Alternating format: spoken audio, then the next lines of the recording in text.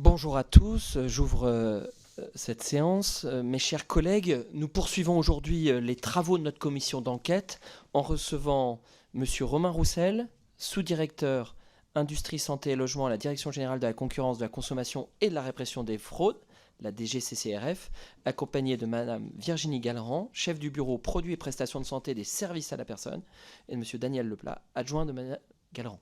C'est bien ça. En 2021, la DGCCRF a réalisé pour la première fois une enquête sur le secteur des microcrèches qui, je le rappelle, sont des crèches collectives dont les capacités d'accueil sont limitées à 12 berceaux. D'ailleurs, les capacités étaient même limitées à 10 berceaux au début de votre enquête, soit avant septembre 2021. Les services de la DGCCRF sont ainsi intervenus auprès de 362 microcrèches dans 58 départements pour vérifier la bonne information précontractuelle des parents, l'absence de clauses abusives dans les contrats d'accueil, ainsi que l'absence de pratiques commerciales trompeuses. Les résultats de votre enquête, vous pouvez vous en douter, intéressent tout particulièrement notre commission d'enquête, s'agissant d'un mode de garde qui est encore à ce jour minoritaire, mais qui est cependant en plein essor. Au-delà de votre communiqué, dont nous avons pu prendre connaissance, pourriez-vous nous transmettre les résultats de votre enquête? C'est ma première demande en tant que président. Nous savons que la DGCCRF intervient principalement dans le champ concurrentiel pour rappeler aux professionnels la réglementation en vigueur et pour corriger les pratiques préjudiciables aux consommateurs et à leur pouvoir d'achat. Ce que vous avez à nous dire permettra assurément de nourrir notre réflexion sur un modèle économique qui s'est développé depuis peu. Il sera également intéressant de vous demander si votre enquête vous a permis de mettre en perspective ce modèle des microcrèches avec les autres modèles de garde collective d'enfants. Cette audition, je le précise, est retransmise en direct sur le site de l'Assemblée nationale et l'enregistrement vidéo sera ensuite disponible à la demande. Madame, Messieurs, je vous propose une brève intervention liminaire qui permette de rappeler les résultats de vos travaux. Je laisserai ensuite la parole à la rapporteure. Nous poursuivrons nos échanges avec les collègues souhaitant intervenir sous la forme de questions-réponses. D'ores et déjà, au vu du temps qui nous est imparti, j'invite chacun à aller droit à l'essentiel. À ce stade, il me reste à vous indiquer l'article 6 de l'ordonnance du 17 novembre 1958 relative au fonctionnement des assemblées parlementaires qui impose aux personnes auditionnées par une commission d'enquête de prêter serment, le serment de dire la vérité, toute la vérité, rien que la vérité. Je vous invite donc à lever la main droite et à dire « Je le jure ». Je vous remercie et je vous laisse tout de suite la parole. Vous avez une dizaine de minutes. Bonjour mesdames et messieurs, monsieur le président, madame la rapporteure, mesdames et messieurs les députés. Je vais vous présenter donc une petite synthèse de cette enquête sur les microcrèches DGCCRF de 2021. Et d'abord vous rappeler peut-être un petit peu le contexte de cette enquête et en quoi elle s'inscrit dans le rôle de la direction générale.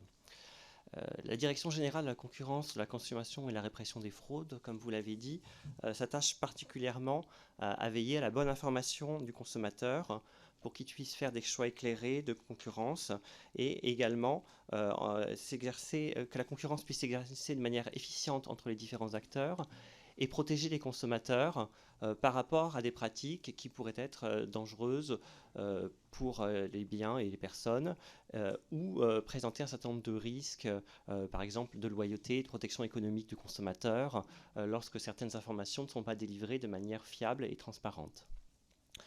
Dans ce cadre-là, la sous-direction dont j'ai la charge, donc, qui traite des sujets industrie, santé et logement, comme vous l'avez dit, donc des problématiques non alimentaires, et plus particulièrement le bureau 5B, donc le bureau en charge des problématiques de santé et de services à la personne, diligente un certain nombre d'enquêtes dans les secteurs des services à la personne, des établissements d'accueil, donc aussi bien en lien avec les personnes âgées et différents autres publics fragiles, notamment les enfants en bas âge.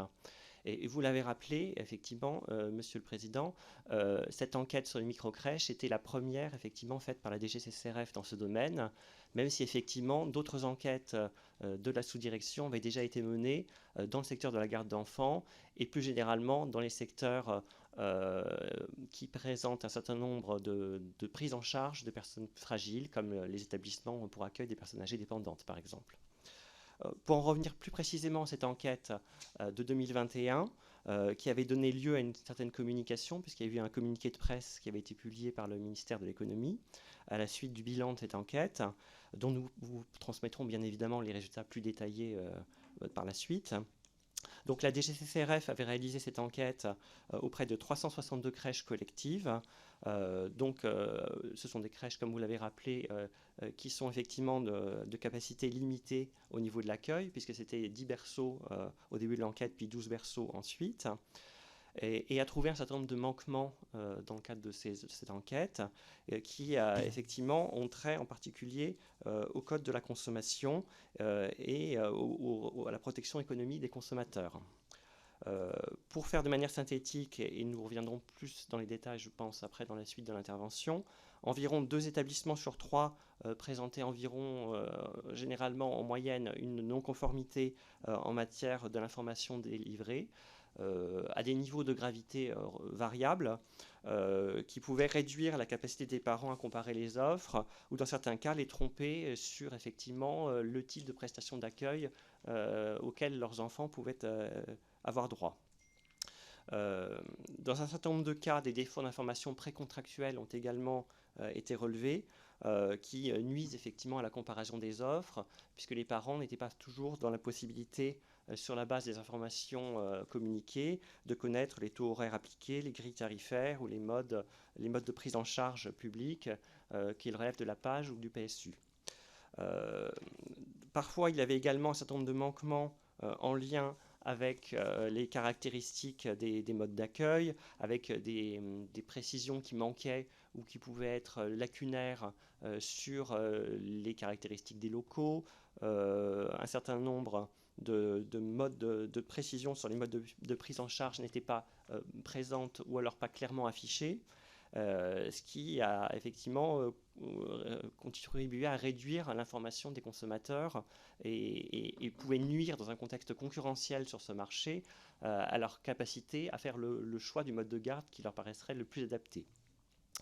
Enfin, dans certains cas, qui sont plus rares heureusement, les contrôles de la DGCCRF ont conduit à relever la présence d'un certain nombre de clauses illicites ou présumées abusives au sens de la loi dans les contrats d'accueil. Typiquement, ça pouvait constituer dans ces cas-là en des pénalités de retard disproportionnées au détriment des familles ou par exemple à des clauses ou des allégations trompeuses qui étaient contenues dans les documents administratifs, commerciaux et contractuels vantés par ces sociétés. Avec des allégations effectivement assez éloignées de la réalité de la prise en charge. Alors heureusement, c'était des cas plus rares, mais typiquement, vous aviez par exemple l'existence d'activités proposées qui n'étaient pas présentes, des qualifications du membre du personnel qui ne correspondaient pas aux qualifications effectivement avérées de ces personnes, ou alors un certain nombre de qualificatifs valorisants par rapport à la prise en charge qui n'étaient pas présents, par exemple sur l'alimentation bio ou ce genre de choses. Il faut savoir que s'agissant d'une première enquête, les suites qui ont été prises ont été essentiellement à vocation pédagogique et corrective. L'idée étant qu'effectivement la DGCCRF revienne dans ce secteur à intervalles réguliers et puisse suivre en fait également les injonctions qui ont été prises pour voir si effectivement elles sont suivies des faits, si les professionnels se sont bien remis en conformité. Et dans le cadre de cette enquête, un certain nombre d'avertissements donc ont été diligentés par les services de la CCRF, 210 avertissements et 80 injonctions de mise en conformité, avec dans la majorité des cas, heureusement, une remise en conformité rapide de la part des gestionnaires de ces micro-crèches. Il faut savoir qu'en parallèle de cette action, la DGCCRF mène aussi un certain nombre de mesures préventives avec des travaux pédagogiques à l'intention du secteur, de manière à ce qu'ils puissent davantage s'approprier la réglementation, puisqu'un certain nombre de ces manquements qui étaient relevés n'étaient pas volontaires. Donc ça c'est important également que la DGCCRF puisse avoir ce rôle d'accompagnement dans la mesure où la réglementation est parfois mal connue de la part des professionnels ou fluctuante. Et en complément, il faut aussi relever que tous les manquements et c'est aussi un point important, qui ont été relevés, ne relevaient pas des seuls services de la CCRF. En particulier, la DGCCRF n'est pas compétente en matière de maltraitance et n'avait pas non plus vocation à effectivement aller concrètement voir les conditions de traitement des enfants. Et dans ces cas-là, c'était plus effectivement des transferts de signalements qui ont été faits aux autres services compétents par rapport à ces questions-là qui ont été faits. Donc c'est vraiment une action ciblée sur la protection du consommateur, son libre choix, les conditions de concurrence équitable, avec un certain nombre d'actions correctives qui ont été prises, sachant qu'effectivement, comme je vous le disais, la DGCCRF continue de suivre effectivement ce secteur et enfin, en particulier les établissements qui ont fait l'objet de ces injonctions. Voilà les propos liminaires que je souhaitais apporter. Merci. J'ai noté que vous alliez nous transmettre les résultats dans le détail de votre enquête que je vous ai demandé, ce qui nous permettra d'appréhender les manquements évoqués. Je passe désormais la parole à notre rapporteur.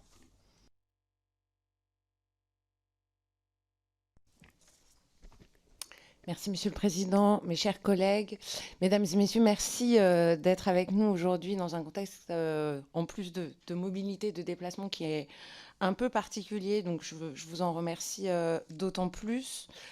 Merci aussi d'avoir investi le cas des crèches qui présente effectivement une caractéristique particulière au regard de l'activité qui est la vôtre, puisqu'elle implique des jeunes enfants qui sont donc particulièrement vulnérables, mais également des parents dont on peut dire qu'ils n'assistent pas personnellement au service qui est rendu. Donc je crois qu'il y avait effectivement un enjeu tout particulier à surveiller les pratiques de ce secteur.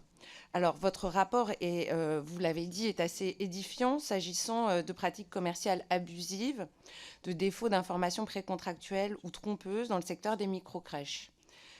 Vous indiquez un taux d'anomalie de 79%, qui est effectivement assez surprenant et qui m'interpelle, avec des conséquences graves pour les parents qui ne connaissent pas forcément leurs droits, le véritable prix, et qui sont donc en difficulté pour comparer les meilleures offres dont ils peuvent bénéficier. Vous le soulignez, les atteintes sont de gravité variable et peuvent, pour certaines, s'expliquer par une méconnaissance des règles commerciales de la part des professionnels de la petite enfance. Donc, ma première question, mais vous avez déjà apporté quelques éléments de réponse, mais je pense qu'on peut développer ces éléments-là, c'est sur l'existence de clauses illicites dans certains contrats. Est-ce que vous pouvez apporter des éléments de précision et nous indiquer à quel point le phénomène est étendu et dans quelle mesure il serait possible d'alerter, de sensibiliser les parents contre ce type de pratique? Votre rapport, par ailleurs, a-t-il entraîné une prise de conscience et des changements de pratiques chez les professionnels du secteur ou au sein de l'administration? Avez-vous pu constater directement ces changements? Votre direction ou toute autre autorité a-t-elle pour ambition, donc effectivement vous avez répondu à cette question, de donner une suite à ces rapports en multipliant les canaux d'alerte et les contrôles, et donc quelles ont été les actions qui ont été menées suite au rapport dans le cadre de cette démarche-là? Et ma dernière question portera sur les signalements que vous pouvez recevoir de la part de parents dans les derniers mois qui se sont écoulés. Combien en recevez-vous et quelle suite leur donnez-vous? Voilà, je vous remercie. La parole est à M. Roussel. Merci. Tout d'abord, je souhaiterais préciser par rapport au taux effectivement, de manquement et de non-conformité qui ressort de notre enquête. Effectivement, ça peut paraître élevé au vu effectivement du taux que vous avez cité de 79%. Après, il faut quand même avoir en tête que les inspecteurs CCRF ne vont pas au hasard par rapport aux différentes structures. Effectivement, ils font déjà un certain nombre de repérages par rapport à un certain nombre d'éléments, effectivement, soit sur signalement, soit sur plainte, soit à partir effectivement de clauses qui leur paraissent anormales sur le site internet. Et donc le taux d'anomalie qui peut être relevé dans les enquêtes de la DGCCRF en général et dans celle-ci en particulier et évidemment un majorant par rapport à celui qui est constaté dans la réalité si effectivement vous alliez aléatoirement interroger telle ou telle crèche. Donc je tenais déjà peut-être à préciser ce point, peut-être, bon évidemment ça vient quand même un petit peu nuancer le jugement qu'on peut avoir. Ce n'est pas habituel de retrouver des taux d'anomalie élevés, supérieurs à 50% dans les enquêtes de la DGCCRF, du fait de ce ciblage initial qui est fait. Par rapport au type en fait de manquements, de clauses illicites qui ont été déterminées, donc il faut savoir que en matière de manquement aux informations précontractuelles, typiquement, plusieurs défauts ont été relevés de manière récurrente. Donc, je vous le disais, l'absence de communication des taux horaires appliqués, des grilles tarifaires ou du mode de calcul tarifaire dans le devis ou le règlement de fonctionnement. Parfois des informations obsolètes qui étaient délivrées avec des informations suffisamment imprécises par rapport au mode de tarification.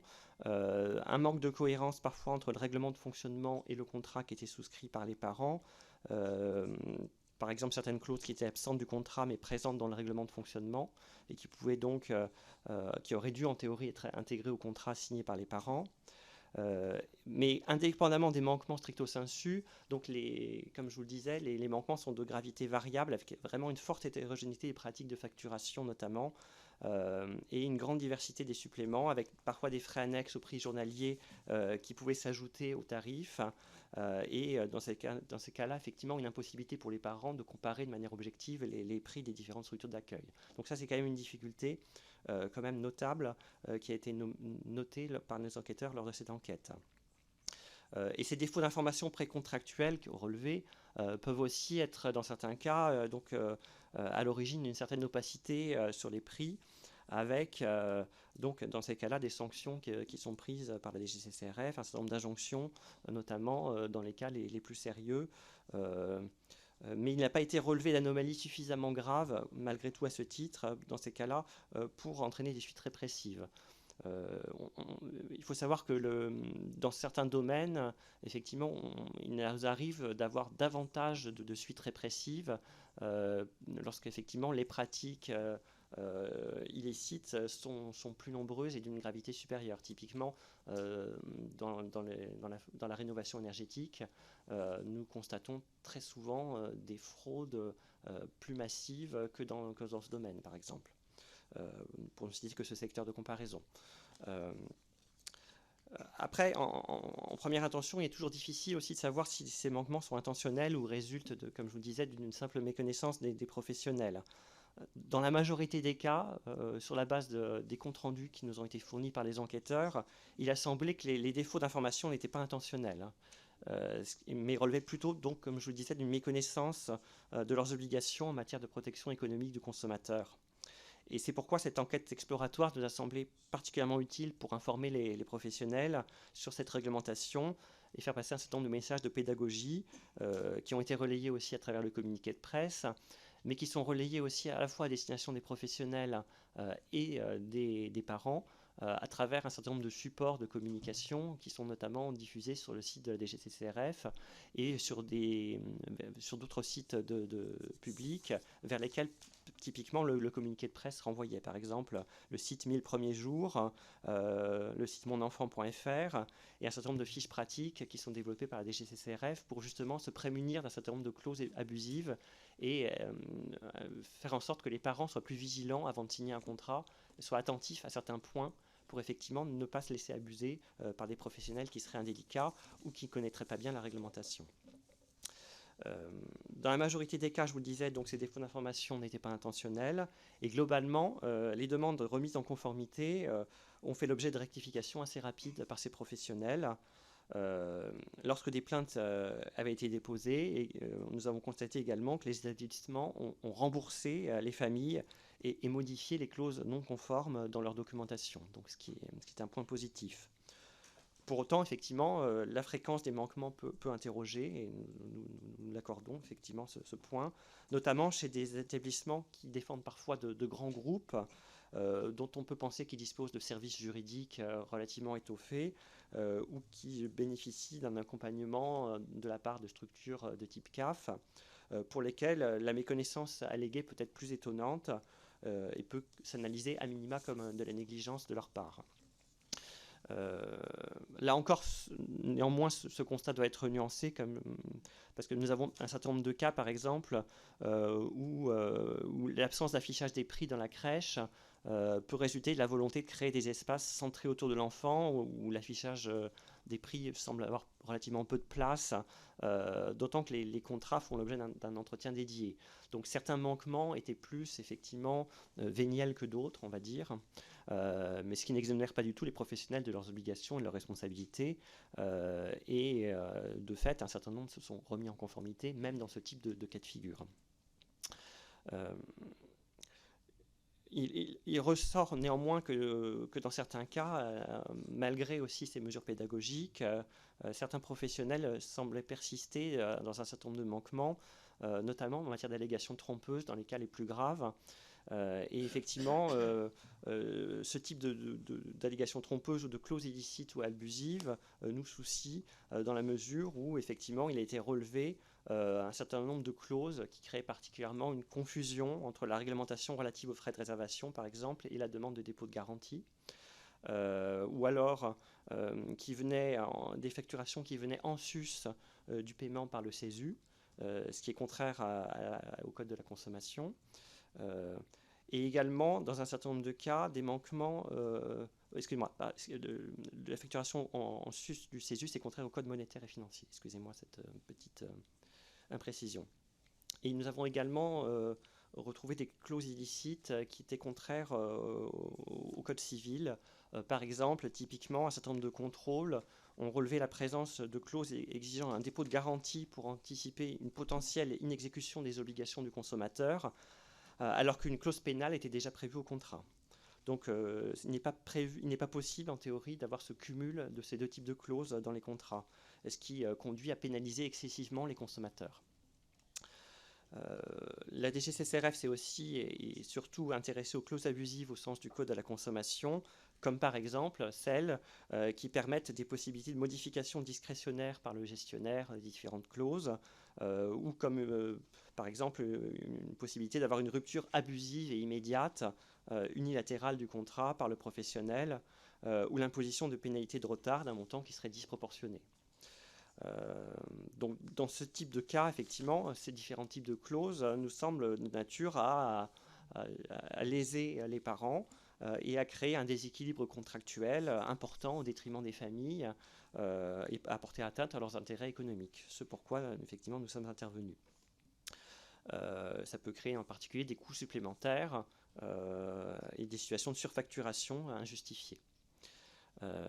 À titre d'exemple, si une structure annulait l'accueil d'un enfant, dans certains cas, nous avons pu observer que la famille devait restituer au double les arts versés, ce qui n'était pas normal.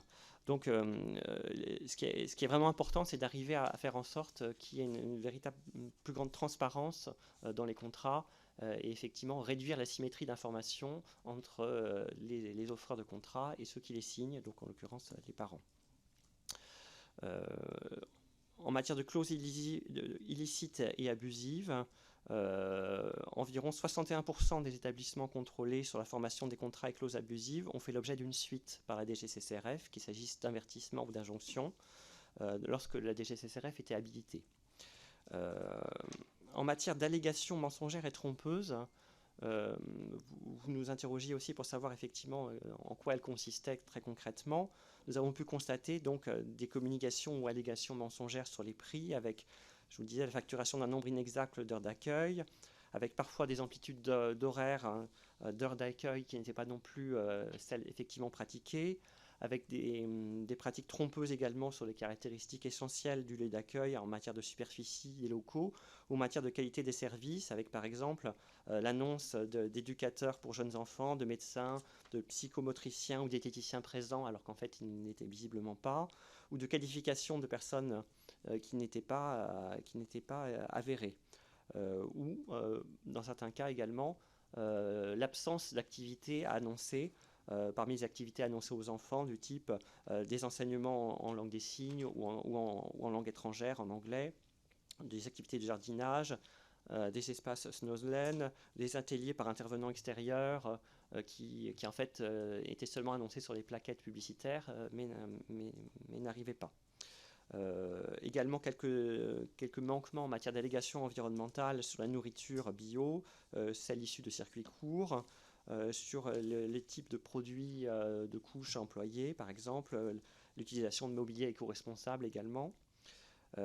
Sur les services, parfois des représentations un peu fantaisistes des taux de satisfaction des parents et des partenariats non justifiés avec, dans certains cas, le fait de faire apparaître sur un certain nombre de documents la Marianne, le logo du département ou de la CAF, alors qu'il n'y avait en fait pas de partenariat réel.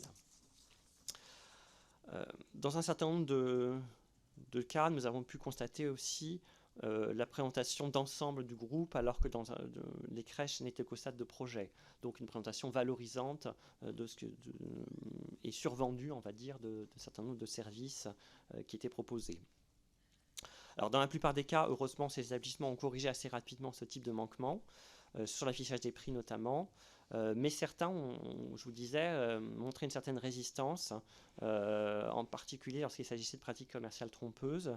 Et il a fallu que les enquêteurs de la CCRF repassent effectivement au sein de ces établissements postérieurement à l'enquête pour veiller à faire en sorte que ces clauses abusives ou trompeuses soient retirées des contrats.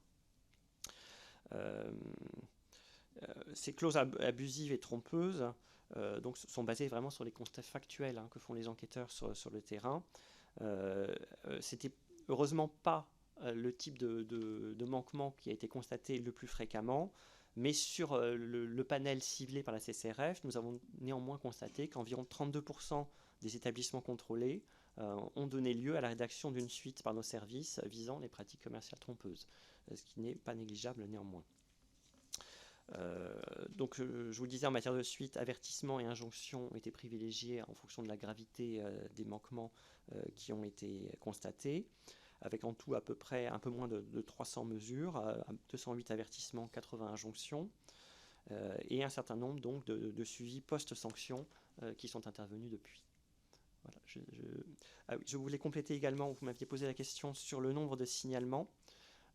Et sur le traitement de ces signalements qui sont faits par la DGCCRF.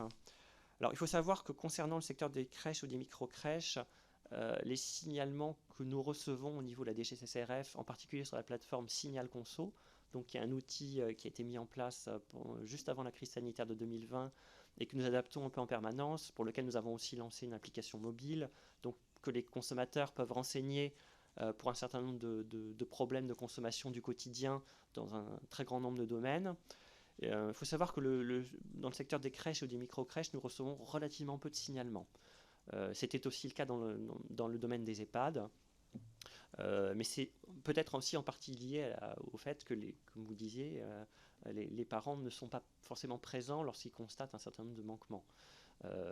Après, il faut savoir que ce type de manquement ne relève pas forcément non plus directement de la compétence de nos services. Parfois, sur Signal Conso, nous récupérons aussi un certain nombre de frustrations, d'insatisfactions qui relèvent de la compétence d'autres services, auquel cas, dans ces cas-là, il y a effectivement un reroutage sur les services compétents au niveau départemental, au niveau PMI, qui peuvent diligenter des contrôles dans leur domaine ou des contrôles conjoints avec les inspecteurs de la CCRF dans le cadre du suivi post-enquête notamment.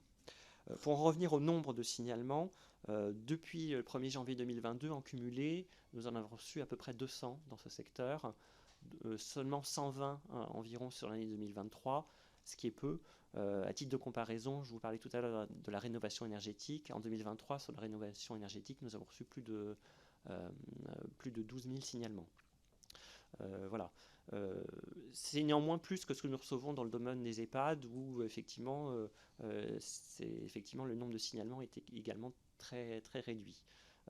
Mais ça s'explique aussi, comme je vous le disais, par ce phénomène parfois d'asymétrie d'information et aussi par le fait que dans un certain nombre de cas, les consommateurs et les parents, en l'occurrence, peuvent effectivement signaler les manquements et les anomalies qu'ils constatent à d'autres services d'administration ou au CAF directement, auquel cas ce n'est pas enregistré dans Signal Conso. Voilà, je peux peut-être vous laisser... Merci Monsieur Roussel. Je crois que la rapporteure veut rebondir sur 2-3 précisions. J'en profite pour vous dire, comme vous avez prêté serment, vous avez dit à un moment, excusez-moi pour cette imprécision, si en sortant de la commission d'enquête, il vous revenait quelque chose qui ne correspondait pas totalement, vous avez la possibilité, même le devoir, de nous écrire en disant voilà telle correction que je vais apporter ou tel complément. C'est très important de le mentionner parce qu'évidemment vous allez être bombardé. La rapporteure va vous reposer les questions, puis après les orateurs de groupe. On tient à ce que vous puissiez répondre à toutes les questions, mais si d'autres éléments vous apparaissaient, et ça peut arriver, il est de votre devoir de nous les transmettre à l'issue. Madame la rapporteure. Merci, Monsieur le Président. Quelques questions en complément. D'abord, effectivement, outre le fait de vous saisir, que peut faire un parent qui serait confronté à des clauses, en particulier abusives, alors illicite, on imagine bien, mais en particulier abusives, je prends note des chiffres que vous nous indiquez en termes de signalement. Je pense qu'une des raisons également pour lesquelles on n'a pas forcément énormément de signalements dans ce secteur-là, c'est qu'il y a certainement une crainte potentiellement des parents de perdre leur place de crèche. Et donc, il y a un enjeu aussi d'organisation personnelle et familiale, à mon avis, pour les parents qui comptent. Deux dernières questions. Vous parlez de représentation fantaisiste des taux de satisfaction des parents. Est-ce que vous pouvez détailler cette mention-là? Pourquoi sont-ils fantaisistes? Voilà. Et vous indiquez avoir procédé à un suivi post-contrôle pour vérifier la mise en œuvre de vos recommandations. Est-ce qu'une fois que vous avez pu constater que les recommandations avaient bien été mises en œuvre, il y a eu ensuite quelques contrôles pour s'assurer que ces recommandations étaient suivies de façon pérenne? Monsieur Roussel. Oui, merci. Donc effectivement, vous m'interrogez sur la question des présentations un peu fantaisistes. Alors, je n'ai pas de chiffres sur ce sujet-là. Néanmoins, ce qu'il faut savoir, c'est qu'effectivement, dans certains cas, il peut y avoir, c'est ce qui remonte un peu qualitativement en fait, des comptes rendus d'enquête, un certain nombre de microstructures qui cherchent à valoriser donc, la qualité perçue de l'accueil en affichant des taux de satisfaction par les parents qui peuvent être dans certains cas très élevés. Ça s'apparente un peu à la problématique que vous trouvez aussi typiquement sur Internet des faux avis. Dans ces cas-là, effectivement, ce qu'on peut voir, c'est que généralement le professionnel, alors il y a des professionnels effectivement sérieux qui font des sondages effectivement auprès de leur clientèle et donc après retranscrivent ces éléments. Et dans d'autres cas, effectivement, affichent des taux de satisfaction qui manifestement ne reposaient sur pas d'éléments tangibles et solides. C'est dans ces cas-là, effectivement, que nos enquêteurs font remonter effectivement ce signalement lorsque le professionnel n'a pas été en mesure de justifier un taux de satisfaction, par exemple, qu'il affichait en vitrine ou sur une plaquette. Ils font remonter dans ces cas-là notre enquêteur le fait qu'effectivement, manifestement, il n'y avait pas d'éléments objectivables derrière pour justifier ces taux de satisfaction. En matière de solutions qui se présentent aux parents, en fait, ça dépend un petit peu en cas de manquement et de clauses abusives. Effectivement, au-delà de la saisine des services de la CCRF et des signalements faits sur signal conso, dans certains cas, il peut y avoir effectivement certains parents qui portent plainte en justice. Auquel cas, dans ces cas-là, le suivi du dossier est fait devant le tribunal. Il peut y avoir aussi dans certains cas effectivement des signalements qui sont faits, comme je vous le disais, au service de la CAF ou des PMI, auquel cas ce sont ces services-là, pour les types de manquements pour lesquels ils sont habilités, qui peuvent diligenter des enquêtes complémentaires. Et dans un certain nombre de cas, effectivement, ces enquêtes peuvent être faites en lien aussi avec les enquêteurs de la CCRF dans le cadre de contrôles conjoints, où effectivement chacun contrôle dans sa sphère de compétences, on va dire, d'habilitation, lors de contrôles qui sont simultanés et organisés de concert avec certains services départementaux, par exemple. En matière de suite, effectivement, je vous le disais, il y a un certain nombre de suivi post-enquête qui peuvent être faits. Effectivement, typiquement, lorsqu'un certain nombre de manquements, effectivement, de pratiques, en particulier des pratiques abusives ou trompeuses, ont été constatés dans un premier temps. Il y a donc une injonction de remise en conformité. Et donc là, c'est la procédure normale pour les enquêteurs de la CCRF. Et donc, c'est fait effectivement d'aller revoir ces établissements et de pouvoir effectivement s'assurer que la remise en conformité a bien été faite. Après, effectivement, nous n'avons pas d'enquête systématique au niveau national qui est refaite chaque année dans l'ensemble des secteurs, puisque nous cherchons effectivement à travers les ciblages qui sont faits dans notre programme national d'enquête à pouvoir avoir une couverture suffisamment représentative des différents modes d'accueil. Par exemple, nous avons fait typiquement en 2019 et 2020 une enquête sur un certain nombre de modes de garde à domicile. Dans le secteur des établissements sociaux, médico-sociaux, nous attachons aussi au fil des années à recouvrir aussi un peu l'ensemble des types de structures, publiques, privées, différents types de modes d'organisation. Donc effectivement, l'idée c'est de pouvoir à intervalles réguliers, ensuite dans la durée, pouvoir revoir un certain nombre de structures qui avaient déjà fait l'objet de plaintes, de signalements, pour voir si effectivement aussi les engagements sont tenus dans la durée. Voilà la précision que je souhaitais apporter. Merci Monsieur Roussel. Je passe désormais la parole aux orateurs de groupe pour 2 minutes de questions chacun. Monsieur Thierry Frappé pour le Rassemblement national. Merci Monsieur le Président, Madame la rapporteure, Monsieur Roussel, Madame Gallerand, Monsieur Leplat, bonjour et merci de ce rapport sur les microcrèches qui est passionnant et qui amène quand même des surprises et quelques questionnements. Alors, c'est le premier rapport qui a été fait. J'ai été personnellement surpris par le nombre, le taux d'anomalies constatées, qu'elles soient mineures ou qu'elles soient donnant lieu à des injonctions. Quand même 80, c'est beaucoup, je trouve. Pourquoi est-ce le premier rapport? Il n'y en a jamais eu avant. Pour quelles raisons a-t-on un rapport? Est-ce que c'est une demande de l'État? Parce que le secteur des crèches est en pleine expansion et depuis déjà de nombreuses années, il n'y avait pas eu de rapport avant, donc je pense. Vous communiquez ensuite que les mises en conformité ont été rapides. C'est tout à l'avantage. Cette rapidité, vous l'expliquez simplement par un problème de méconnaissance là-dessus par les crèches. Comment se fait-il, alors que des grands groupes ont des avocats dans leur bureau et tout, comment se fait-il qu'on ait pu constater ces anomalies? Je n'aimerais pas qu'il y ait une espèce de volontariat déguisé des groupes par rapport aux consommateurs. Au niveau des contrôles, c'est le premier contrôle. Vous avez eu un suivi ensuite des crèches que vous avez examinées. Est-ce que vous pensez qu'il faut en faire plus? Est-ce qu'il faut en faire comme vous l'avez fait? Ou est-ce qu'il faut renforcer la législation là-dessus? Je vous remercie. Merci Monsieur Frappé. La parole à Monsieur Roussel. Alors, effectivement, s'agissant donc, comme je vous le disais, du secteur des modes de garde et la petite enfance, nous avions déjà diligenté une enquête sur les modes les gardes d'enfants à domicile. Donc, effectivement, c'était déjà un secteur qui avait déjà été investigué sous cet angle. Mais c'est vrai que le secteur des microcrèches n'avait encore jamais été investigué en 2021 par la DGCCRF. Et ça s'explique aussi par le fait que ce mode de garde, en fait, est relativement récent et relativement émergent au niveau national.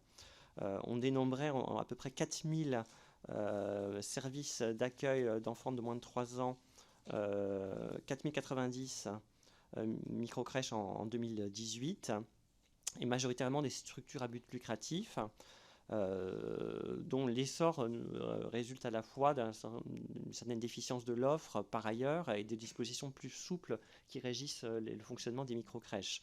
Donc l'idée, c'est vraiment que la DGCCRF, à travers les différentes vagues de contrôle qu'elle puisse faire, puisse accompagner en fait dans l'ensemble du champ de la consommation les nouvelles tendances de consommation. Et c'est pour ça, c'est à la fois compte tenu des types de manquements qui avaient pu être constatés dans un certain nombre de structures qui peuvent s'apparenter en termes de prise en charge et de facturation, typiquement les EHPAD, qu'on connaissait déjà et dans lesquels on avait déjà constaté ce type de manquement, et d'autre part du fait que sur le mode de la prise en garde de la petite enfance émergeait ce type de structure micro-crèche qui jusqu'à présent et jusqu'à avant, en tout cas cette date était quand même relativement confidentielle, qui nous a poussé effectivement à aller voir dans ce secteur pour essayer de comprendre si effectivement il n'y avait pas un certain nombre de manquements qu'on avait pu constater ailleurs qui étaient également présents dans ce domaine.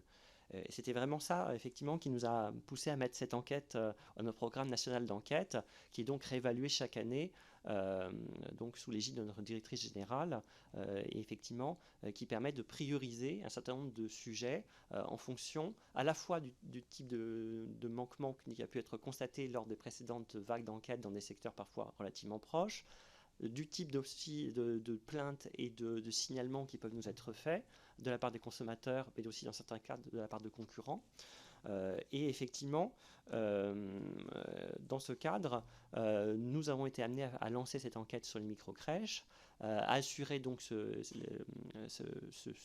suivi et ce bilan sur lequel nous avons communiqué pour lui donner une certaine effectivement notoriété médiatique et créer aussi une certaine prise de conscience de la part des professionnels qui effectivement dans un certain nombre de cas n'étaient pas conscients ou totalement en tout cas au fait de la réglementation en vigueur. Et donc ça me paraissait vraiment important de pouvoir avoir aussi ce retentissement médiatique, étant donné que ça permet aussi d'accroître effectivement l'amplitude et l'impact de notre action sur le terrain. Et par ailleurs, au-delà de ces politiques effectivement d'enquête et de contrôle, il faut savoir que la DGCCRF est aussi une direction qui peut, dans certains cas, faire des propositions d'évolution de la réglementation. Et notamment, nous avons porté certains dans ce domaine depuis l'enquête de 2021. Et pour répondre à votre question, en particulier, nous participons donc à l'évolution du cadre légal et réglementaire des secteurs concernés par ce type d'enquête. Typiquement, nous avons déjà permis un premier point d'amélioration, effectivement, non seulement à travers l'enquête, mais aussi à travers effectivement un article qui a été pris récemment dans le cadre de la loi du 18 décembre 2023 pour le plein emploi, avec un article, le L 2324-2.2 du Code de la santé publique, deuxième alinéa, qui permet effectivement de pouvoir favoriser un certain nombre d'actions de communication et d'échange dans le domaine de cet accueil de jeunes enfants. L'article prévoit en particulier que le président du conseil départemental, les organismes débiteurs de prestations familiales et le représentant de l'État dans le département s'informent mutuellement des décisions qu'ils prennent et des actions qu'ils conduisent dans l'exercice de leur mission.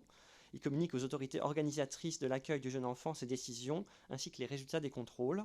Ils peuvent se communiquer tout document ou toute information détenue ou recueillie dans l'exercice de leur mission sans que les dispositions de l'article 11 du Code de procédure pénale ou celles relatives au secret professionnel fassent obstacle à une telle communication. Donc là, le décret reste à prendre, mais l'idée, c'est bien effectivement qu'il puisse y avoir davantage de synergie entre les différents services sur le terrain. Et je vous disais tout à l'heure que c'était vraiment un point important aussi de notre action, c'est d'arriver à faire en sorte qu'effectivement, il puisse y avoir ces échanges d'informations, un travail qui ne soit plus siloté, mais effectivement pouvoir avoir davantage de synergie, davantage d'impact aussi sur le terrain à travers ces contrôles conjoints et ces échanges d'informations qui permettent, me semble-t-il, de pouvoir accroître l'efficacité de l'action publique dans ce domaine.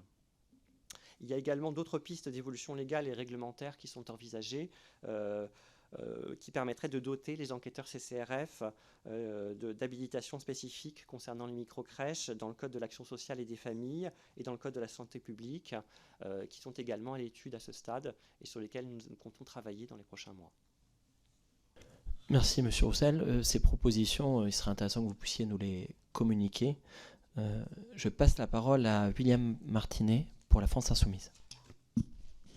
Merci Monsieur le Président. J'en profite pour vous remercier pour cette nouvelle organisation du débat qui permet aux personnes auditionnées de rebondir immédiatement sur les orateurs de groupe, qui me paraît une très bonne méthode. Et je vais moi-même mettre dans cet état d'esprit constructif et tenter de faire une intervention qui ne sera pas trop longue.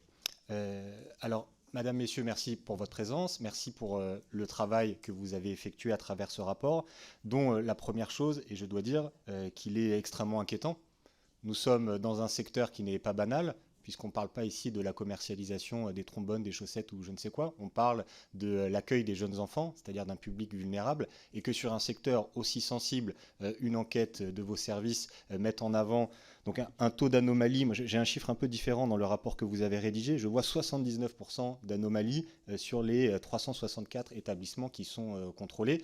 Ça me paraît quelque chose d'extrêmement inquiétant. Je pense, et ça c'est la deuxième remarque que je souhaite faire, qu'on ne peut pas lier ce taux d'anomalie dans les microcrèches à l'éléphant dans la pièce qui n'est pas évoqué depuis le début, qui sont les gestionnaires des microcrèches, puisque l'écrasante majorité des gestionnaires de microcrèches sont des structures privées à but lucratif. Et évidemment, il y a de l'associatif, il y a des crèches parentales, etc., etc. Mais nous savons très bien que le développement des microcrèches ces dernières années a été le développement du secteur privé lucratif au sein de la petite enfance. Et la question des anomalies et des fraudes ne peut, à mon avis, pas être déconnectée de ces acteurs et de leur recherche de rentabilité. Je vais ensuite poser deux questions. La première question, est-ce que vous pouvez nous en dire plus sur la question des clauses qui vous paraissent abusives, des pénalités disproportionnées dans les contrats qui sont passés avec les parents? Je pense que c'est un sujet central parce que je sais qu'il y a aujourd'hui des parents qui, de fait, par exemple, des sanctions financières s'ils retirent leur enfant de la crèche, eh bien, se disent que même si l'enfant n'est pas accueilli dans de bonnes conditions, même s'il y a beaucoup à critiquer, il y a beaucoup à dire, cette contrainte financière est une pression sur les parents qui s'ajoute à l'inquiétude de ne pas trouver un autre mode de garde et qui contraint les enfants à laisser dans la crèche. Donc je pense qu'on est là sur un sujet grave et ça me permet quand même de dire une chose, c'est que moi je veux bien entendre que sur la petite enfance, la libre information des consommateurs, la libre concurrence, tout ça doit jouer, mais n'oublions pas que nous sommes quand même dans un contexte extrêmement contraint pour les parents. Ce n'est pas vrai qu'aujourd'hui les parents peuvent comparer telle ou telle crèche et choisir en toute liberté où est-ce qu'ils vont mettre leurs enfants. Ils mettent leurs enfants là où ils trouvent une place, parce que c'est très dur de trouver un mode de garde, et que quand, là où ils mettent leur enfant, il y a des clauses abusives et il y a une pression supplémentaire qui s'exerce sur eux, on est quand même dans des situations de vulnérabilité qui, à mon avis, me paraissent très sensibles. Donc ça, c'est ma première question. Est-ce que vous pouvez nous en dire plus sur ces clauses abusives et notamment ces pénalités financières disproportionnées? Ensuite, ma deuxième question, d'un autre registre. Vous avez dit qu'il n'y avait pas eu de suite répressive après cette enquête, malgré le taux d'anomalie important et malgré certaines anomalies constatées qu'on ne peut pas mettre sur le dos de l'ignorance, de la non-intentionnalité. Voilà, quand une microcrèche dit qu'elle donne des cours d'anglais aux enfants, que des professionnels parlent en anglais et qu'en fait c'est pas le cas, voilà, on est sur une fraude avérée. Quand une microcrèche dit que la nourriture est bio et qu'en fait elle ne l'est pas, bon, les choses me paraissent assez claires. Moi, je pense que ce sont des non-conformités qui me paraissent graves. Donc, j'aimerais comprendre pourquoi pas de suite répressive. Et même, je vais préciser ma question. Pouvez-vous me dire qui a pris cette décision? Voilà. Et je vais même être encore plus précis. Cette décision de ne pas donner de suite répressive, est-ce qu'elle est passée par un acteur politique au ministère, dans le cabinet des ministres, ou est-ce qu'elle a été prise uniquement par l'administration? Voilà, ça m'intéresse de savoir pourquoi pas de suite répressive sur des sujets qui me paraissent pourtant graves. Et enfin, dernière question qui est plus rapide, et je finis là-dessus. Pourquoi pas de nouvelle enquête nationale? Voilà, au vu de l'ampleur des anomalies que vous avez relevées avec cette première enquête de 2021, c'est une chose évidemment de suivre les injonctions qui ont été faites aux établissements, mais à mon avis, se pose une question de, vu l'ampleur des problèmes, de lancer une nouvelle enquête nationale pour les microcrèches. Donc pouvez-vous nous dire pourquoi est-ce que cette nouvelle enquête nationale n'est pourtant pas prévue? Merci. Merci Monsieur Martinet. Monsieur Roussel. Alors, merci pour vos questions. Concernant le sujet donc des sujets financiers donc, que vous avez évoqués, donc, parmi les clauses illicites donc, qui étaient effectivement qui sont ressorties de l'enquête, donc il y avait notamment des clauses qui créaient une confusion entre la réglementation relative aux frais de réservation, qualifiant les sommes versées d'art et la demande de dépôt de garantie. Dans certains cas, nous avions également des structures donc, qui, en cas d'annulation d'accueil d'un enfant, faisaient payer des pénalités effectivement trop élevées par rapport aux sommes versées à titre de garantie. Ou alors, dans certains cas, tout simplement les contrats qui ne précisaient pas de manière suffisamment précise quelles étaient les pénalités auxquelles s'exposaient les parents en cas de retrait de ces enfants. Donc effectivement, ce type de point effectivement, nous semble effectivement problématique. Et c'est ce pourquoi ça fait partie des pistes d'évolution réglementaire aussi que nous avons en étude, de telle sorte qu'effectivement les enquêteurs de la CCRF puissent avoir aussi un certain nombre de leviers par rapport au mode de calcul des tarifs, de telle sorte qu'ils puissent effectivement sanctionner un certain nombre de pratiques. Pour ce faire, il y a quand même besoin d'un certain nombre de clarifications, notamment s'agissant des règles relatives à l'interdiction des dépôts de garantie d'une part, et la demande légale d'art d'autre part. Et ça fait partie aussi des pistes effectivement que nous souhaitons porter, de manière à pouvoir clarifier la réglementation dans ce domaine et faire en sorte qu'effectivement il puisse y avoir des possibilités après de sanctionner si ces manquements sont constatés par nos enquêteurs. Après, s'agissant des différents types effectivement de pratiques trompeuses, typiquement effectivement toutes ne sont pas de même nature et de même gravité, effectivement. Effectivement, le chiffre de 79% est frappant en première intention, mais comme je vous le disais, ça résulte d'un ciblage et ça recouvre vraiment des réalités vraiment très très différentes en termes de degré de praticité. Il faut savoir que dans un certain nombre de cas, ça agrège des choses qui vont, comme je vous le disais, de la pratique commerciale trompeuse à un simple défaut d'affichage qui manque sur un document. Donc il faut quand même considérer le chiffre global avec prudence, encore une fois. Par rapport à la nature des suites donc, qui sont prises par rapport à cette enquête, il faut savoir que en cas de non-respect des injonctions par les professionnels, donc dans les cas où les professionnels ne se remettent pas en conformité, il est bien prévu de pouvoir aller, le cas échéant, au pénal. Et un certain nombre de procès-verbaux administratifs ont commencé à être pris lorsqu'effectivement, dans des cas très rares, hein, mais effectivement, dans quelques cas, il a pu être constaté qu'un certain nombre d'injonctions n'avaient pas été suivies d'effet lors de la visite de contrôle de seconde intention, si j'ose dire. Après, il faut avoir aussi en tête que donc, cette enquête sur les micro-crèches, comme je vous le disais, c'était vraiment une première enquête exploratoire. Donc, s'agissant d'un secteur émergent, c'est vrai que lors de la définition en fait, du plan de contrôle, telle qu'elle est faite par la DGCCRF chaque année, s'agissant d'un secteur qui n'avait encore jamais été investigué, ce sont généralement des actions d'ordre pédagogique qui sont privilégiées, sauf en cas de manquement grave, évidemment. Si effectivement on constate un certain nombre de dispositions qui relèvent de normes de sécurité, évidemment, dans ces cas-là, des actions effectivement de nature différente, dans ces cas-là, sont prises. Lorsque effectivement aussi on constate des pratiques commerciales trompeuses, il y a des injonctions de remise en conformité qui, comme je vous le disais, peuvent être suivies de procès-verbaux si elles ne sont pas suivies des faits. Mais effectivement, l'idée, c'est vraiment de pouvoir utiliser toute la gradation de la palette des sanctions possibles en fonction des différents types de manquements.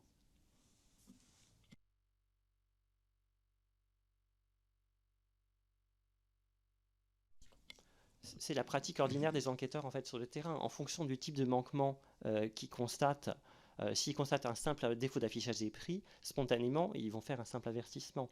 S'ils constatent des pratiques qui, effectivement, peuvent avoir un caractère intentionnel ou qui peuvent, effectivement, vraiment nuire à la capacité des parents de juger effectivement des caractéristiques du contrat, ils peuvent prendre des sanctions plus dures avec effectivement cette gradation, avertissement, injonction, procès-verbaux.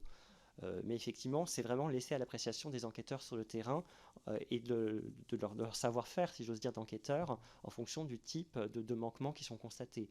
Et ce qu'on constate généralement, c'est qu'effectivement, s'agissant d'un secteur qui n'avait encore jamais été investigué, ce sont prioritairement des actions correctives qui sont prises en compte.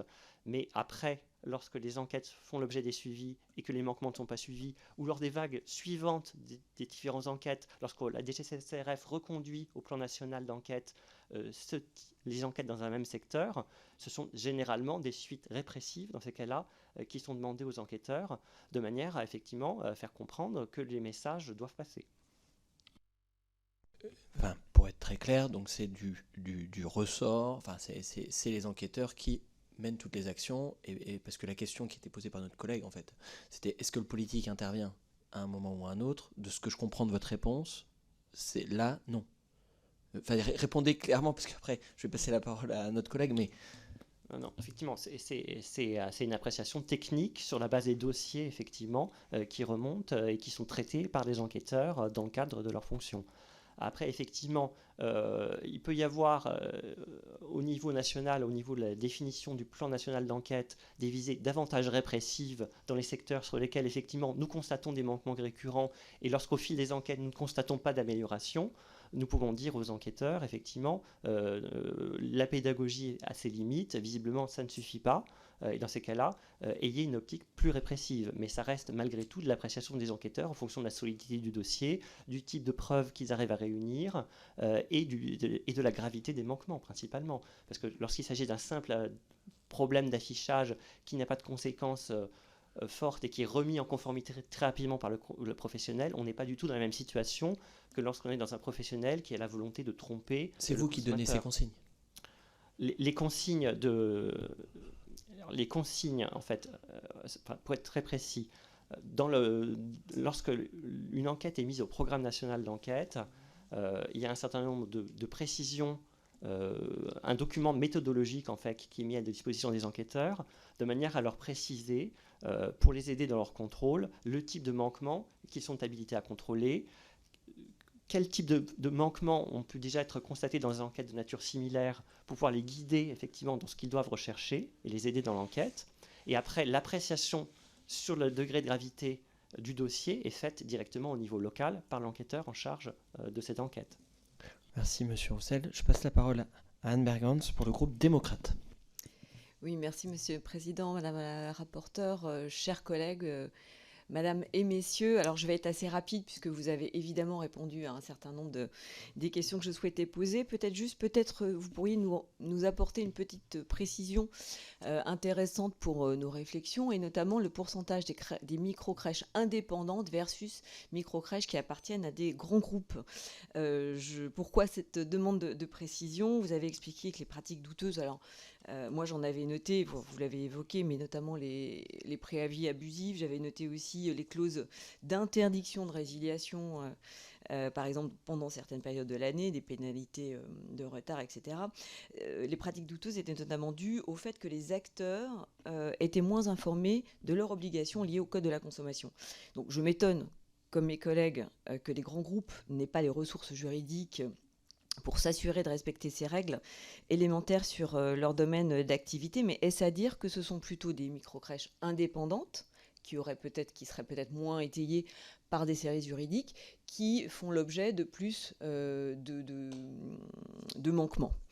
Vous précisez également que les services de la DGCCRF ont privilégié la mise en œuvre de suites donc pédagogiques et correctives. Ça, vous vous êtes expliqué à plusieurs reprises. Mais vous l'avez très bien dit, il y a quand même différents manquements plus ou moins graves. Et donc, il semble que des communications mensongères ou des allégations trompeuses, telles que notamment au niveau des diplômes, soient plus graves que d'autres. Bon, vous avez dit qu'il n'y avait pas de sanctions a priori, mais qu'il pouvait y avoir des... Je voulais savoir quand même si le taux d'encadrement a été évalué également par vos services dans le cadre de cette enquête, taux d'encadrement par rapport au nombre d'enfants accueillis. Encore une fois, moi je peux comprendre le droit à l'erreur, et évidemment ensuite des demandes de mise en conformité. Est-ce à dire que sur les 60, sur tous les manquements que vous avez évoqués, est-ce qu'il y a eu des suites systématiques ou pas? Ou est-ce que ces suites étaient selon la gravité? Vous avez considéré que certaines choses étaient plus importantes que d'autres. Enfin, est-ce que ça a été systématique? Donc du défaut d'affichage, est-ce que ça a été contrôlé? Est-ce qu'ensuite il y avait vraiment un affichage? Ou est-ce que vous êtes concentré sur les choses un petit peu plus graves? Merci. Merci. Monsieur Roussel? Oui.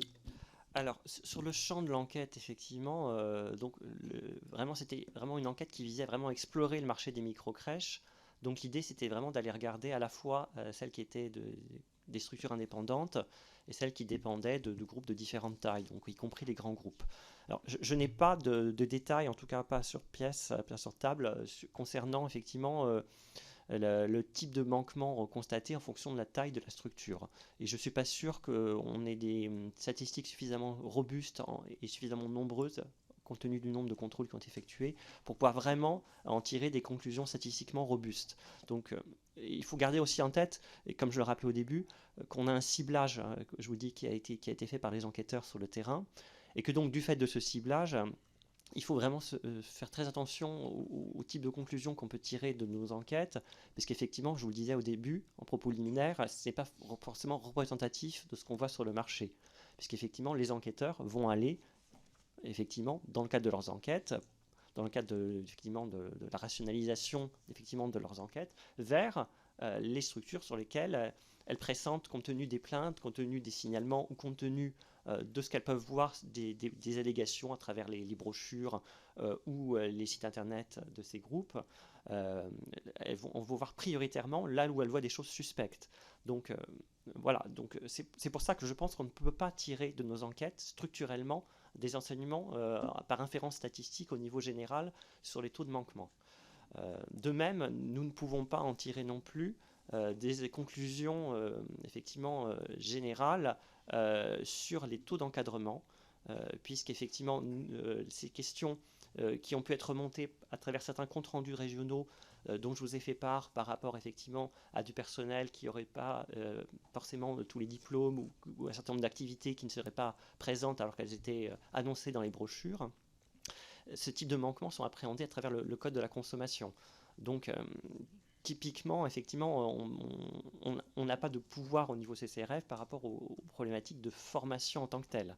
C'est seulement par rapport effectivement à la présentation qui a été faite aux parents que l'on voit qu'effectivement il y a une divergence entre la prestation annoncée et celle effectivement délivrée.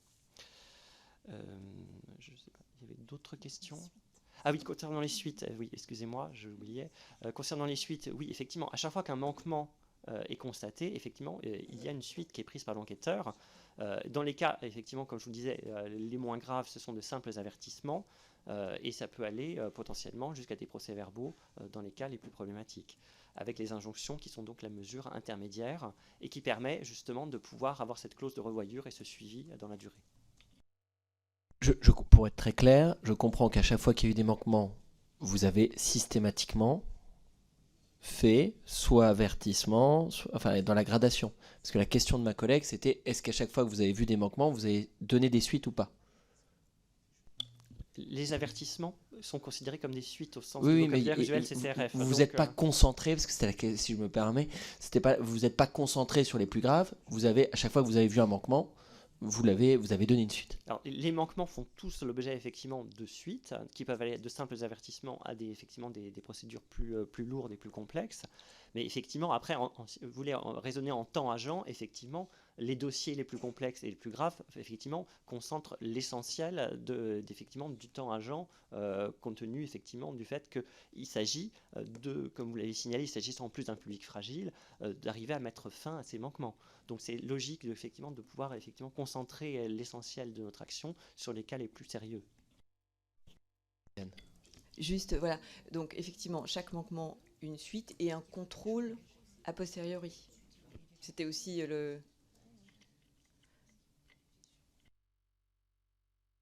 Les injonctions font l'objet d'une visite effectivement de contrôle. Après, pour les avertissements, dès lors qu'effectivement il a été constaté typiquement que l'affichage des prix était remis en état, il n'y a pas systématiquement de revoyure du professionnel dans ces cas-là. Mais ce ne sont pas les cas les plus problématiques. Merci Monsieur Roussel. La parole est à Joël Aviragné pour le groupe socialiste.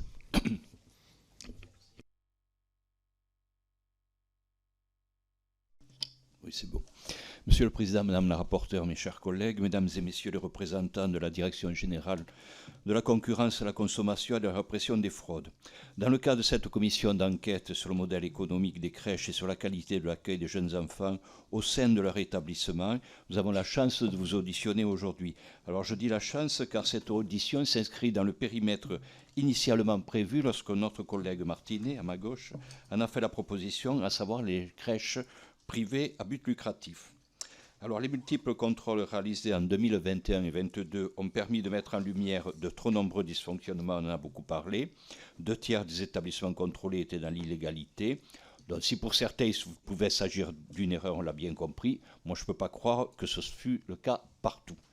Lorsqu'une microcrèche inclut dans son contrat une clause abusive ou qu'elle demande des pénalités exorbitantes aux familles, je ne crois pas au hasard. Il y a une volonté délibérée de tromper les dites familles. Alors que votre rapport a mis en lumière de nombreux manquements parfois graves, quelles préconisations pourriez-vous émettre pour éviter ces futures dérives? Ensuite, dans votre propos liminaire, vous avez parlé de signalement pour les actes qui ne relevaient pas de vos compétences, de signalement aux autres services de l'État. En tout cas, c'est comme ça que je l'ai compris, concernant notamment le traitement et les soins apportés aux enfants. Évidemment, je parle de signalement aux services de protection de l'enfance. Alors, je voulais savoir s'il y en a eu, et si c'est le cas, combien il y en a eu. Ensuite, est-ce que l'État doit mieux accompagner ces structures afin de s'assurer qu'elles respectent la loi? Devons-nous envisager que les agents de vos services réalisent davantage de contrôle de ces établissements? Et enfin, avez-vous connaissance de dérives similaires au sein d'entreprises de crèches de plus de 12 berceaux? Je vous remercie. Merci. Monsieur Roussel.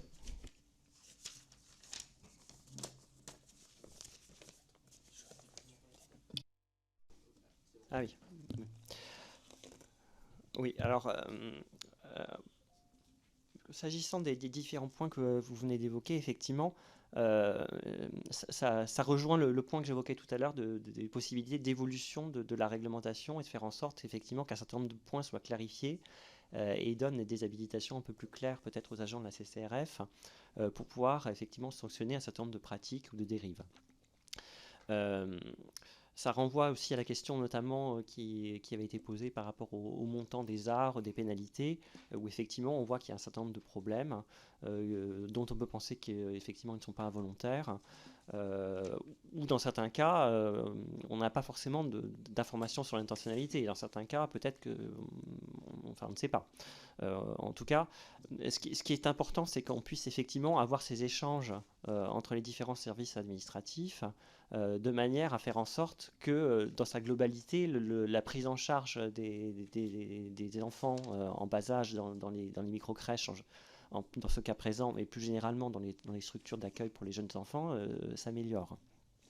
C'est vraiment le sens de l'évolution législative que effectivement nous avions portée de manière à pouvoir effectivement avoir ces éléments qui ont été intégrés donc dans la loi du 18 décembre 2023 dont je vous parlais tout à l'heure. Après, au-delà effectivement de ces éléments, il faut savoir qu'il y a des contacts effectivement qui sont noués sur le terrain par les différents services des directions départementales dans lesquelles donc sont les agents de la CCRF, avec effectivement les services des départements, les services de la CAF, et que dans un certain nombre de cas, sur la base des éléments qui sont portés à leur connaissance, il peut y avoir des signalements qui sont faits aux autres services dans leur champ de compétences respectifs, de manière à améliorer la prise en charge globale au niveau public. Alors je n'ai pas de statistiques qui remontent au niveau national, donc je ne peux pas vous dire combien de signalements ont été faits par les services départementaux de la CCRF aux autres services, mais je sais que c'est évoqué dans certains des comptes rendus régionaux qui agrègent les informations départementales que nous recevons et à partir desquelles nous dressons ces bilans d'enquête. Voilà.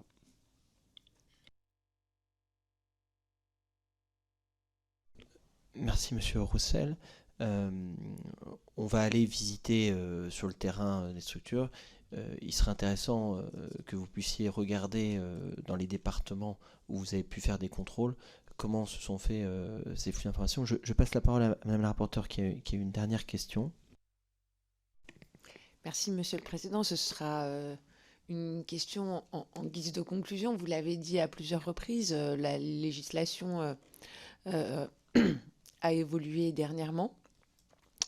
Et vous avez, semble-t-il, puisque vous l'avez indiqué à plusieurs reprises, fait un certain nombre de recommandations également pour faire évoluer la réglementation qui sera prise en application de la législation qui a été adoptée. Est-ce qu'il serait possible que,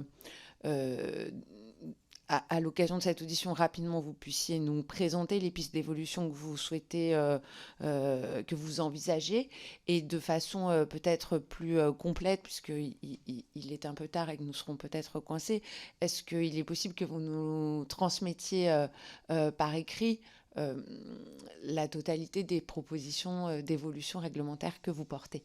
Merci. Monsieur Roussel. Oui, bien sûr. Je n'ai pas d'éléments beaucoup plus précis en fait que ceux que je vous ai déjà présentés sur table concernant les pistes d'évolution réglementaire, mais effectivement, ça fait partie des documents complémentaires avec le bilan d'enquête complet qu'on pourra vous faire passer dans la suite, si vous le souhaitez. J'ai une dernière question de demande de précision. On attend le décret qui est attendu suite au rajout du deuxième alinéa sur l'article 2324-22 de la loi de plein emploi du 18 décembre 2023. Vous avez fait des contrôles. De ce que je comprends, mais corrigez-moi, quand c'était pas de votre compétence et que vous aviez des signalements, vous les avez reroutés, mais quand c'était de votre compétence et que vous avez fait les contrôles, est-ce que vous avez partagé les éléments de ces contrôles avec les services qui suivent, qui autorisent, qui financent au niveau local? Je pense au CAF, je pense au PMI. Finalement, quand il y a eu un manquement, est-ce que vous avez partagé ce résultat de manière systématique avec les autorités locales qui suivent la qualité d'accueil des enfants dans cette structure et qui leur permettent de fonctionner? C'est important pour nous, dans la question de la qualité d'accueil, qu'on puisse aussi corriger dans les processus. Alors il y a ce qui est autorisé, pas autorisé, et vous puissiez nous préciser aussi, est-ce que ça dépend de la loi ou du domaine réglementaire, pour pouvoir faire avancer là-dessus, parce que de ce que je comprends, l'article qui a été adopté n'est pas complet, mais qu'est-ce qui vous empêchait aujourd'hui de pouvoir transférer un certain nombre d'informations, parce que finalement ceux qui autorisent et qui financent, s'ils n'ont pas les éléments que vous avez autorisés alors que c'est votre champ de compétences, même si ce n'est pas leur compétence à eux, mais ils ont quand même besoin de savoir par rapport aux promesses qui leur ont été faites quand il y a eu la demande d'agrément, quand il y a eu la demande de financement, parce que quand vous parlez des problématiques de PSU, de la page, ça concerne directement la CAF. Et on voit bien derrière qu'il y a un enjeu sur la question de la qualité, ça concerne directement la PMI.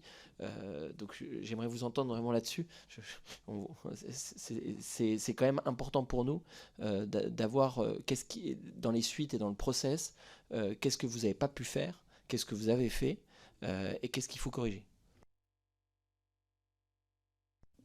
Donc effectivement, s'agissant de l'échange d'informations, l'enquête datait de 2021 et là la loi qui vient d'être prise est donc postérieure à l'enquête. Donc effectivement, le cadre d'habilitation d'échange d'informations n'était pas en vigueur au moment de l'enquête de la CCRF. Donc il y a déjà un certain nombre d'éléments qui n'étaient pas présents au moment de cette enquête de 2021. De ce fait, il ne peut pas y avoir eu de transmission systématique en fait sur le terrain entre les différents services. Après, ça n'empêche pas qu'il y ait effectivement dans un certain nombre de cas, un certain nombre d'échanges qui ont pu avoir lieu. Typiquement, en courant 2023, un certain nombre d'échanges ont eu lieu, notamment par la participation de la DGCCRF, un certain nombre de comités départementaux des services aux familles qui ont commencé à monter en charge au cours de l'année 2023. Ça fait partie d'un certain nombre d'échanges de manière un peu plus informelle. Après, effectivement, l'idée, c'est quand même, dans ce domaine-là, comme dans d'autres, comme c'est aussi le cas en matière de santé, sur un certain nombre de problématiques qu'on suit, de pouvoir avoir une action, effectivement, avec un cadre qui soit plus clair, plus complet, Et donc effectivement, une fois que le décret sera pris par rapport à ces échanges d'informations, ça facilitera le service, le travail des services d'enquête sur le terrain, et ça permettra aussi de pouvoir effectivement leur rappeler la nécessaire systématisation de ces échanges d'informations sur leur champ de compétences respectifs, ce qui nous semble un point important par rapport à l'efficacité de l'action publique dans sa globalité. J'ai une collègue que j'avais oublié à qui j'ai oublié de donner la parole, Maîtresse Couillard. Royo, pardon. Merci, Monsieur le Président. Oui, je voulais vous prier de m'excuser de mon retard. J'étais en commission des lois, tout simplement, donc je n'ai pas pu venir avant. Donc je pose ma question. Si jamais vous y avez déjà répondu par votre exposé, vous me direz j'ai déjà répondu. Mais moi, j'aurais aimé plus de précision quand vous dites j'ai fait un signalement. Est-ce que c'est par exemple comme nous, députés, quand on signale des maltraitances au titre de l'article 40 du Code de procédure pénale? Est-ce que ce sont des informations préoccupantes? Précisément, par quoi ça passe formellement? Parce que on est peut-être plusieurs dans cette salle à ne pas savoir exactement comment vous procédez. Merci. Monsieur Roussel, vous avez déjà un peu répondu. Je pense qu'il n'y a pas forcément effectivement de procédure standard systématique. Comme je vous dis, dans certains cas, effectivement, à travers la participation à ces différents comités, l'action des familles au niveau local, il y a pu y avoir des échanges de nature plus informelle. Après, typiquement, effectivement, on rappelle aussi régulièrement à nos enquêteurs qu'il y a la possibilité de recourir à un article 40 lorsqu'ils voient des manquements dans des champs de compétences qui ne sont pas les leurs. Ça, c'est rappelé régulièrement dans différents types de fiches d'enquête qui sont passées, ainsi que les consignes plus générales d'enquête, effectivement, sur les points à vérifier, sur lesquels on attire l'attention. Merci Monsieur Roussel pour ces éléments. On vous a demandé plusieurs transmission, donc on vous invite à y répondre. Je remercie chacun d'entre vous pour cet échange et à l'intention des collègues, nous retrouvons cet après-midi à 15h pour la suite de nos auditions. On a une après-midi assez dense. Bon appétit à tous et je lève la séance.